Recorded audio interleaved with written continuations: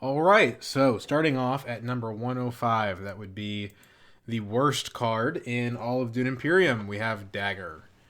And yeah, there's not a lot to say about some of these starting deck cards, which are really bad. I think Dagger, Reconnaissance, they're going to go by pretty quick. Maybe I'm giving you a spoiler as to what the next card is. There's a lot of debate, actually, on which of these cards is worse. I have Dagger as worse. And the reason I have Dagger as worse and the worst card in the game is that almost every single card you buy is an upgrade to Dagger. The reason that you even want to trash cards in this game is because of Dagger. Like, almost every single card that we're going to see is better than this, and you're going to want to draw this less often. Now, the interesting little caveat here is that there's a few situations where I don't trash daggers. Okay. I've actually modified my play pattern. I used to trash dagger first every time. Now I don't do that anymore. I wait until I have my sword master before I trash any green access. Because, yeah, this is the worst card in the game. But if you trash it, and then you get to 8 Solari, and then you don't have green access, that could destroy your game. You could end up getting your Swordmaster after like 2 other players because they're beating you in the line, and you're just never gonna have a chance at it again. So I only start trashing this card once I have my Swordmaster, unless there's no better card to trash. So for example, sometimes I'll still trash it if I'm going to like selective breeding and I need to maximize my persuasion to buy a big card early. In that situation, I'll still trash Dagger first. But the other situation where you may not want to get rid of this card is when you have an artillery strategy. We're going to be talking about that a lot with a few cards coming forward. So I'm not going to talk too much about that, but the basics of it are that's still a corner case scenario. Ultimately, this is what makes this card so bad is A, it has no agent effect at all. B, it has no persuasion. It only adds one single dagger on reveal, and as you'll see soon, I value daggers less than I value persuasion, and that's just not enough. Almost ever is it not enough. This does nothing at all if you aren't in the combat. It's just bad. Yeah, so that's Dagger, our worst card. Next is going to be Reconnaissance. Reconnaissance, you could argue, is better than Dagger, or is worse than Dagger, because at least in Dagger's case, there's a use case with it with artillery. And Reconnaissance, I just don't ever want to have. If you ask me how much persuasion should Reconnaissance cost, I think I would tell you -2. Like, you pick up a Reconnaissance, like, if it gave me 2 persuasion to spend on other cards, then I would consider occasionally buying it. This card is poison for your deck.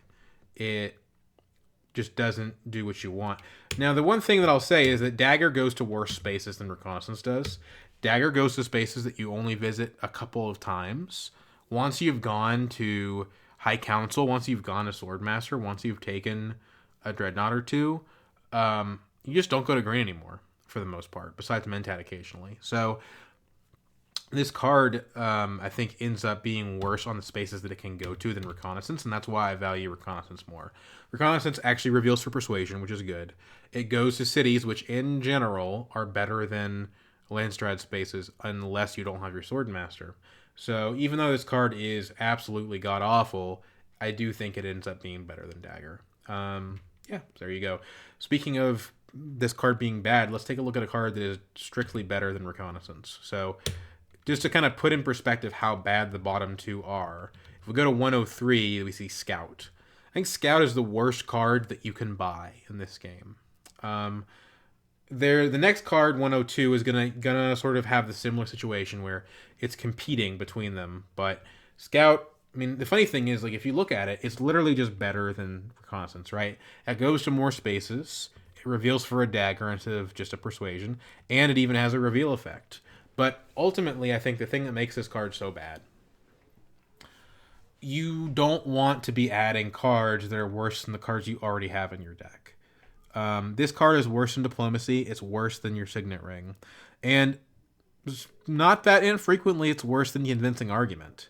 So the only time that I buy this is if I already have an Artillery or Imperial Bashar, and I also have a need to visit yellow and blue spaces more frequently than usual. So if I'm doing a shipping strategy and I also have Artillery, then I'll pick this up. That's just too situational. Having no agent action kills this card. Having no faction tags kills this card. Retreating two troops is not an awful effect, but it's too situational to matter. This is mostly not an effect that we care about at all.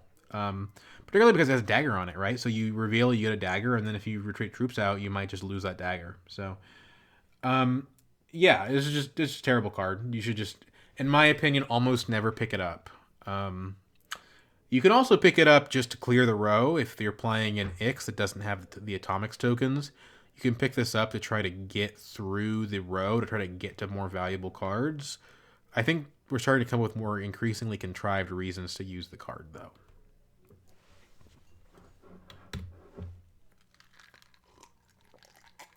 Okay. Next up, we have Sauerkraut Infantry. And this card, I think a lot of people consider to be worse than Scout because it doesn't go to a space, and because the additional dagger it provides is not generally considered worth losing the 2 accesses that Scout has. But the reason that I have this card higher than Scout, there's 2 reasons. The first is that this card is an Emperor card, which means that you can use it in conjunction with some Emperor tribal effects. Now, in Immortality, there's only one effect that I know of that actually does anything like this, which is Interstar Conspiracy, which we're going to get to a lot later. So not very common effect. But if you ever do use this card with Uprising cards, they start to flesh out an Emperor archetype. And this is the perfect card to trash to all those Emperor cards that want you to trash stuff. Not that that's necessarily factoring into this weighting, but it does help. And then the other thing about this card, the extra dagger means that it actually has a real effect on combat.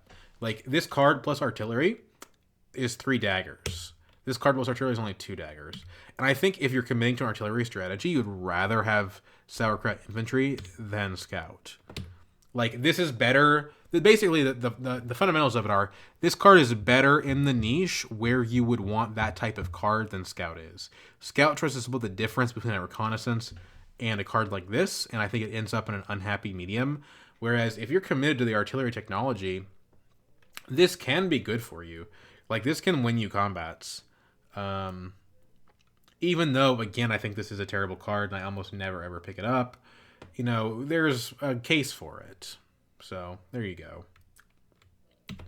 101, Arrakis Recruiter. Now, this card I think is quite a bit better than Scout.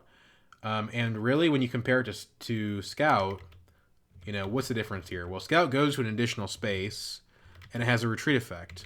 But this card doesn't go to yellow, but it gives you a troop on play. And I think that makes a big difference. This is the lowest ranked card in our entire list that has an agent icon.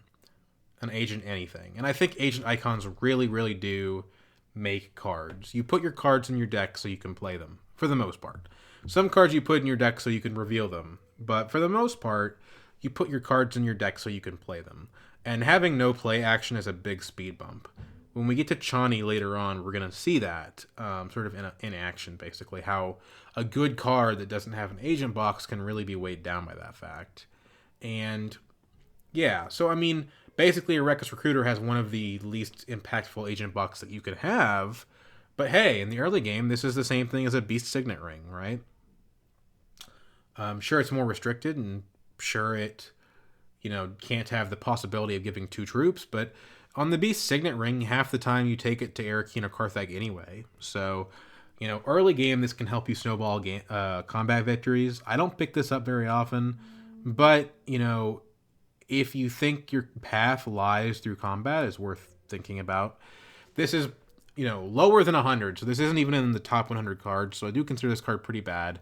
And having no tag is a big part of that. I think if this were a Fremen card, it would be considerably more useful. But it's not, and that's just kind of the world we live in. Only going to one type of space is also restrictive, but having only one agent icon can actually be a useful niche sometimes. For Elysia Ikaz, Elisa, whatever, however you pronounce her name, for Mrs. Ikaz, this is actually a pretty useful thing because a spice is quite a bit better than a Solari a lot of the time. So there's a niche for it, even if, again, I think this card is bad outside of artillery strategies. And one thing you'll notice is I tend to value a dagger at about half a persuasion, unless there's many of them. So, like, having 6 daggers is worth more than half a persuasion, but having 1 or 2 daggers is worth less than a full persuasion, in my opinion. Although the first dagger is all you need to get artillery online, to get Bashar online, so the first dagger is more valuable than the second one, in general. Okay, now into the top 100 cards. So next we have our lowest ranked immortality card, and that's Bene Tlilax Lab. The card just doesn't really do anything. I don't think that's what the bottom line is. It's got a agent box, but the agent box isn't good. The specimen is generally worse than the troop that you get from Liaison. Or, sorry, Recruiter here. And the reveal effect isn't good either. The access is fairly weak. It's not hard to get to the first DNA marker on the research track. But I just don't want to be revealing my card for 1 persuasion and 1 spice. Like, I just don't want to be doing that. This card, I just feel like I would rather not have it in my deck. I feel like my deck is worse off having had it. When I have this card, I think the main thing that I think of is, hey, I wish I had rather drawn my experimentation right now. Experimentation is going to give you a better agent icon than this. And I think that's really where this card really struggles. I don't see a situation for it. The niche is maybe like an Ariana situation or a situation where you're trying to blitz out a lot of scarabs, where you like the reveal and spice, or you just really want to get those scarabs quickly. I think in those situations, even then, you'd still rather have experimentation, but I'm open to that being wrong. So yeah, top 100. You could argue that the Recruiter is better, but this does go to more spaces, and it gives you a consistent agent box, so it's not truly awful, even though it's pretty dang bad. Spice Smugglers. Okay, so I don't pick this card up very often. Almost never, actually. But I think if you pick it up round 1, or sometimes round 2, you can strategize around having it, and it can be pretty good.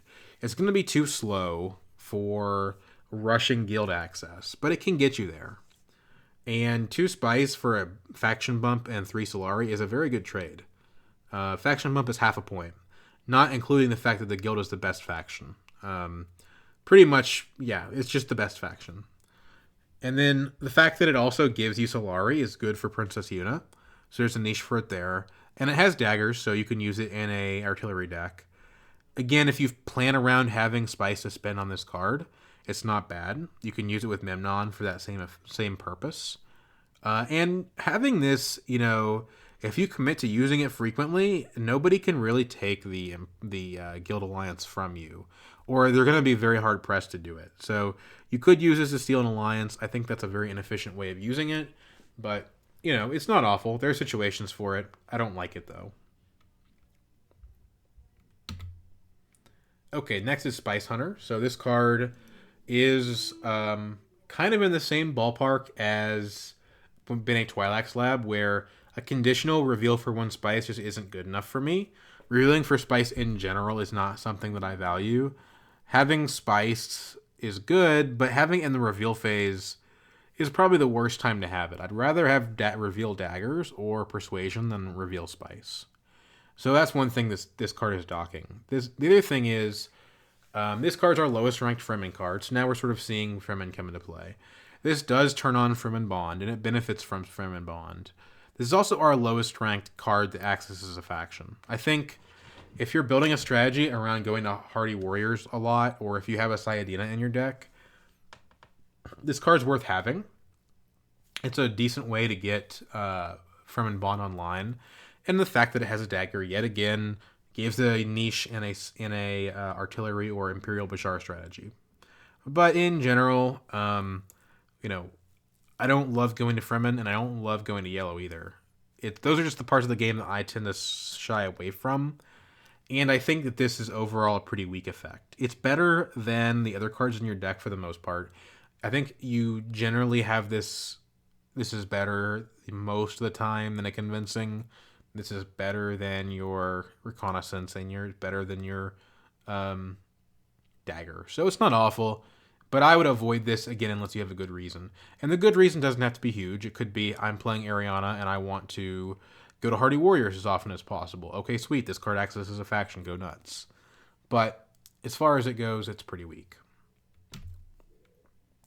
Next is Imperial Shock Trooper. Now, the funny thing about this card is it's just a better version of a card we saw very not that long ago in Zedekar Infantry. It's the same thing as Zedekar Infantry, except it offers the possibility of more daggers. And that gives it a few more points in this ranking. It ends up higher on the list. But it's still not very good. If you can get the full reveal, if you can get the full 5 daggers, then that's great. 5 daggers is a lot, and it will help you win combats, and it'll come out of nowhere for people. But having an agent on an Emperor board space is surprisingly hard to get done.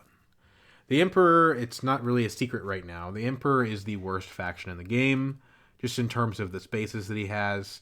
Wealth Mentat is a good way to open games. It's a good early play, but it's not... the value of the Emperor starts medium, and it goes down the longer the game goes on.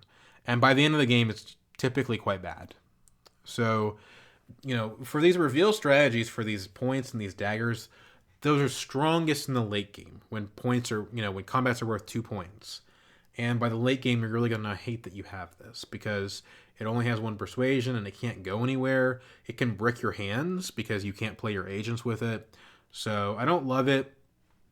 It does have a niche case scenario and it does have a good use. If you're playing Ilbon, if you're playing Armand, if you're playing the green leaders that love to go to wealth, I could see picking this up early. Especially with Armand, I could see picking this up early. But I just don't like how this can break your hands. Like, when you're picking this card up, you're really taking a risk that you could draw a convincing Imperial Shock Trooper, right? There almost no 2 other cards are going to bail that hand out.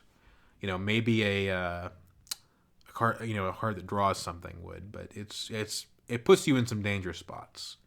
So that's why I have it at 97, even though it has a use case, it is quite powerful. 96 is Spiritual Fervor. This card is interesting because it's a worse experimentation, right? Reveals for a persuasion, reveals for a block. That's the same as experimentation. It doesn't have any agent box. So this card is on average making your deck worse. But the reason that it's not at the bottom of the list, with dagger and reconnaissance, is this on purchase effect, this research on purchase effect. And that's really what makes this card interesting, because depending on where you're at on your research track, this can actually do you a lot of good. Basically, what the deal that you're taking, metaphorically speaking, when you pick up this card, is you're saying, hey, I know that I'm making my deck worse in the long run by buying this. I recognize that. But I'm going to give myself in some sort of immediate advantage.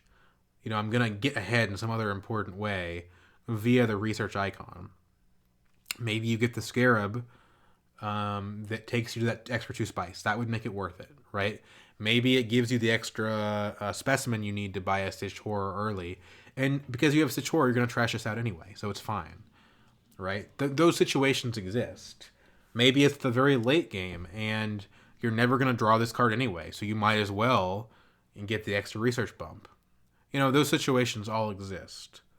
But in general, this card, it's not hiding the fact that it's worse than many of the cards in your starting deck. And I think that's one reason why it can't crack the top 90 cards even.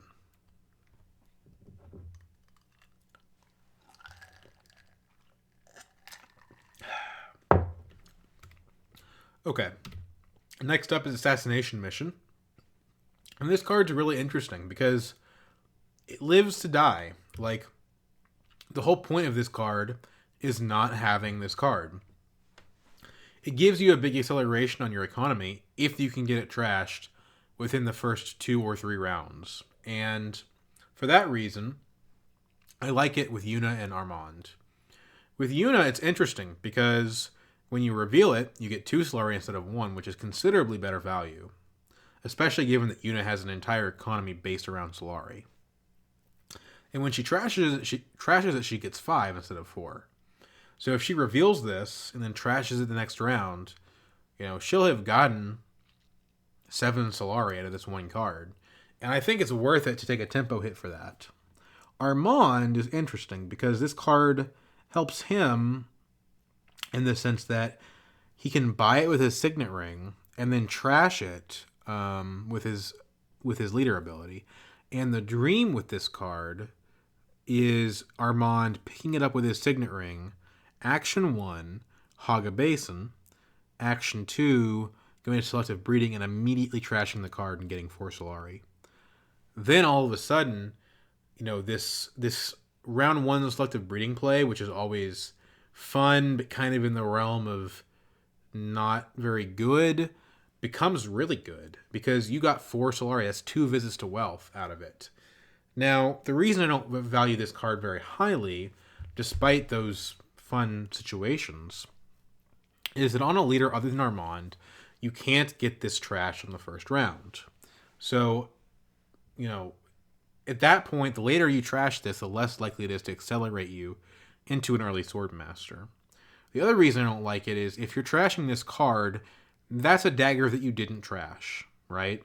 That's a dagger, a reconnaissance that you didn't trash. So the opportunity cost of this card is the other card that wasn't trashed, the other crappy card that's still in your deck because you trashed this instead. And that's why I have it all the way down at 95. And then, of course, it's really important, no persuasion, no access. On its face, this is a terrible card. Even Yuna wants to get rid of it. But sometimes, if you can get rid of it quickly enough, it's going to pay you off. So that's why I have this ahead of a lot of cards that are supposedly better than it. Convincing argument. Okay, so, I think a lot of you would have expected this card is lower. But when I play Armand, I actually find that I keep this in my deck for longer than you might expect. And that's why I have this at 94, because I would trash the cards before I trash this card. Convincing Argument's not a very good card. But most cards in this game have 1 persuasion. The average card, if I had to guess, has like 1.5, 1.6 persuasion on it. So 1 persuasion's worse than average, and 2 is better than average. And the problem that you run into getting rid of this card early is that you're damaging your ability to deck build. You can't get the cards that are 1 to 30 or 1 to 40 in this list if you got rid of your convincings. Your convincings are the backbone that you build the cards that are ranked higher than it. So that's why I like to keep them here. And the other reason why I like to keep them is that Spice Must Flows are points. So you want to keep them for that. Now, eventually, on Armand, you can start phasing these out for liaisons. You can start doing that on any leader with a disposal facility. But, that's one of the reasons why I have this at 94. Even though it's not a very good card, you need it. And that's why it's here. Next is Court Intrigue. This is the lowest ranked card that I have that has an infiltration. And I think there's a few things to talk about why. So the first thing is the Emperor, of all of the faction single symbols, like access symbols in this game, Emperor is the worst of them. I think this will change when Bloodlines comes out, because Bloodlines is focused on improving the Emperor track. But for now, Emperor is the worst single icon you could have. And infiltrating on Emperor is not very important because no one is really rushing to get to the Emperor. Every now and then you'll say, oh no, somebody stole wealth, I needed that. Or, man, I was going to take that alliance, but then, Ilban took the wealth spot and now I can't steal that alliance. So there's corner cases where this infiltration is good, but it's mostly not useful. So it's limited in where it can go. to the worst type of faction spot. And then the next thing here, this mulliganing an intrigue card, I find this not very helpful. This changes depending on the version of the game that you're playing. This card is better in Ix than it is in Immortality. Because in Immortality, there's more cards that are bad. In Ix, I would say 95% of the cards are good. Like most intrigue cards, if you get them early enough, you can build a plan around them and make them powerful. Most intrigue cards in that game are good. And yeah, so like getting rid of your intrigue cards sometimes is helpful. Like, Sonic Snoopers is a good technology, but I would rather mulligan my cards from Sonic Snoopers than from this. And I think that this really suffers because of the comparison with a different card called Imperial Spy that we'll see soon. And I would much rather have an Imperial Spy than this card. And I think that's really the issue with Court Intrigue. Okay, next we have Sauerkraut Quartermaster. And I put this card at 92 actually because last weekend I tried a game with it and was severely disappointed. Yeah, I just thought this card would be better. A troop and a card draw, that is most of what Gurney Halleck does, right? And Gurney Halleck's a fantastic card. But that's only if grafted. And if you only have one graft card in your deck, if you only have 2 graft cards in your deck, that's not going to be enough, frankly, because when you draw this card and you don't have any graft, this is basically a Sauerkraut infantry. Bad card. It's a little better than that because it can go to faction spaces, but not by much. Like, you're going to be sad that you have this. And if you're not in the combat, these 2 daggers mean nothing, then you're going to be really sad that you have this. So if you can get consistent graft, if you can pick up the graft cards that you need, I don't think this is a bad card. But man, you put yourself at risk when you buy this. Because if that graft strategy doesn't show up, and sometimes it won't, you're going to be sad that you bought it. It's not an awful card by any means. I think the reason that it's 92 and not like 102 is that it does really go well in an artillery deck, and it does really have that high roll where it gives you like half a Gurney Halleck. But that's not very common, and I don't think it's very good. So I've got it at 92. Pick it in your artillery decks, pick it in your Emperor tribal decks, and pick it when you have a lot of graft. But otherwise, stay away from it. Okay, 91, Dr. Yu. I think a lot of people might have expected that he'd be lower than this. But honestly, I don't hate him. He's it's funny when one of my favorite cards in this game is Thufir Hawat, and Thufir, if you're going to a city, does the exact same thing as Dr. Yu. So Dr. Yu is like a fifth of a Thufir Hawat. Maybe that's not a ringing endorsement, but a lot of times, especially in combat-oriented strategies, you have to go to cities. And you know what? Card draw is a really, really good feature in this game. I value card draw very, very highly. Drawing into your options, drawing into your good cards, drawing into your combos and Immortality especially is very important. And you does that. So do I pick him up very often? No. I probably pick him up, I don't know, 1 in 20 games that I see him. Not very often. But, it's not awful. He's just a strictly better reconnaissance, and he's strictly better in a way that matters. Unlike, Scout, which is really better reconnaissance, but Scout's going to be the same thing as reconnaissance, 60% of the time, and better maybe slightly less often than that. This is better than reconnaissance 100% of the time, or if we're going to say we reveal it, we'll say it's closer to like 80% of the time. So, I don't hate this card, but I do have to admit it's not very good. Okay, last one is Show of Strength. I'm going to end the video for today here, and we're going to start part 2 after that. But Show of Strength is an interesting card. It's actually part of a cycle of cards. Immortality, if you didn't know, introduced one card with every 2 faction combination of tags. And this is the only Emperor-Fremen card. The Emperor and the Fremen, they don't really get along in Dune Imperium. And so this is the only card that showcases both of them. Funny enough, they're fighting each other, but that's fine for what the card's trying to convey. Um, and I don't hate this card actually. It's interesting. So it's continuing the theme of the quartermaster, where the bottom half of the card is a sauerkraut infantry, and then the top half of the card gives you something better. Now, compared to quartermaster, this card can't go anywhere, so it is a sauerkraut infantry unless you meet its conditions. But unlike quartermaster, there's multiple ways to meet its conditions, and the payoff is a little bit better. So this is where kind of preferences come in. Me as a player, I value card draw more than I value combats. I'd rather draw into my other big cards, draw into good persuasion, cycle my deck more often. So I'd rather have 2 cards drawn than, you know, than a card and a troop. This is basically like, selective breeding level card draw. It's very good, especially if you're going to Mentat. That'd be 3 cards. For Ilbon, it's 4. And the interesting thing is you don't have to graft this.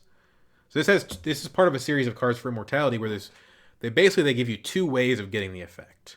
The first way is a rider on the agent box that says, hey, this card has different access if you meet condition X.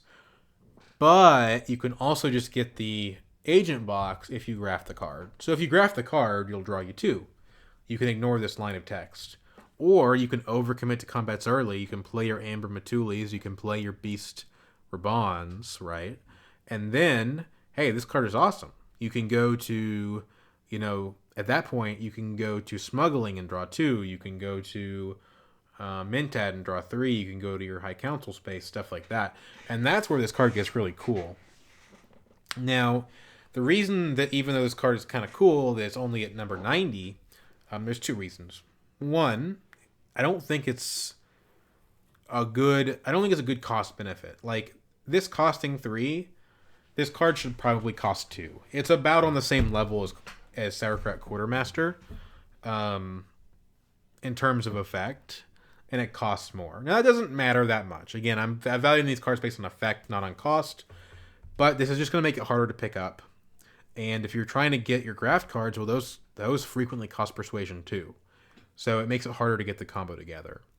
So that's the first problem with the card. The second problem, and we're going to talk about this later with some other important cards, but yellow has, like, the desert spaces, these yellow access icons, have a weird feature where relative to other types of faction icons, you would rather go to yellow earlier if possible. Those spaces tend to go early in the round. Big spice accumulations tend to get snatched up. The shipping track, interstellar shipping, and smuggling, those tend to go early.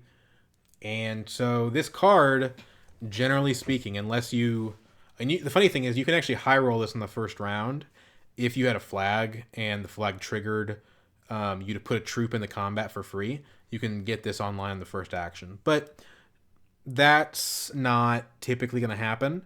And if you're going late in the round, other players will have frequently already deployed troops by then. So, if you go to, let's say you go to, I don't know, Carthage, you throw 3 troops in. Well, now you've got your show of strength online, but interstellar shipping is gone, so you can't actually take that. And Mentat might be gone, and Swordmaster might be gone. So that's the problem with this card, is that even though it has a cool effect, the spaces it wants to go to are a direct anti-synergy with the effect. Again, I like it in an artillery deck. Revealing for 3 is awesome. It means that in the fail case, this scenario of this card is really not that bad. It's good for Beast Raban, but it's still a situational card. But there you go. That was the first 15 cards, worst 15 cards in Dune Imperium.